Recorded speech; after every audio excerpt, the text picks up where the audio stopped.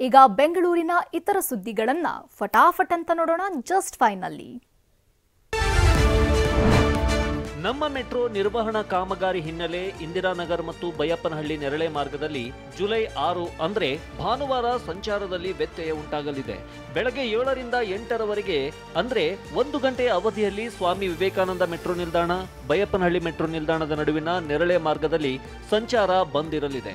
ಉಳಿದೆಡೆ ಎಂದಿನಂತೆ ಸಂಚಾರ ನಡೆಯಲಿದೆ. ಒಳ ಮೀಸಲಾತಿ ಸಮೀಕ್ಷೆ ಸ್ಟಿಕ್ಕರ್ ಎಡವಟ್ಟು ವಿಚಾರವಾಗಿ ಮತ್ತೊಬ್ಬ ಅಧಿಕಾರಿ ಸಸ್ಪೆಂಡ್ ಆಗಿದ್ದಾರೆ.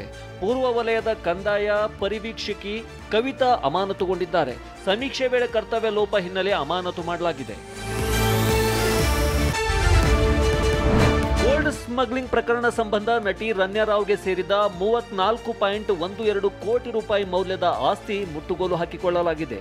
ಬೆಂಗಳೂರಿನ ಅರ್ಕಾವತಿ ಲೇಔಟ್ನ ಫ್ಲಾಟ್, ಆನೇಕಲ್ನ ಕೃಷಿ ಭೂಮಿ, ತುಮಕೂರಿನ ಕೈಗಾರಿಕಾ ಜಮೀನನ್ನ ಇಡಿ ಮುಟ್ಟುಗೋಲು ಹಾಕಿಕೊಂಡಿದೆ. ಸದ್ಯ ಅಕ್ರಮ ಹಣ ವರ್ಗಾವಣೆ ತಡೆ ಕಾಯ್ದೆಯಡಿ ಕೇಸ್ ದಾಖಲಿಸಿರುವ ಇಡಿ ತನಿಖೆ ಮುಂದುವರೆಸಿದೆ.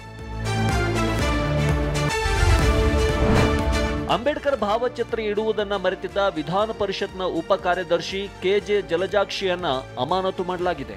ನವೆಂಬರ್ 26ರಂದು ಬ್ಯಾಂಕ್ವೆಟ್ ಹಾಲ್ನಲ್ಲಿ ಸಂವಿಧಾನ ಪೀಠಿಕೆ ಬೋಧನೆ ವೇಳೆ ಅಂಬೇಡ್ಕರ್ ಭಾವಚಿತ್ರ ಮರೆತಿದ್ರು. ಇದೀಗ 7 ತಿಂಗಳ ನಂತರ ಪರಿಷತ್ನ ಉಪ ಕಾರ್ಯದರ್ಶಿ ಜಲಜಾಕ್ಷಿ ಅವರನ್ನ ಸಸ್ಪೆಂಡ್ ಮಾಡಲಾಗಿದೆ.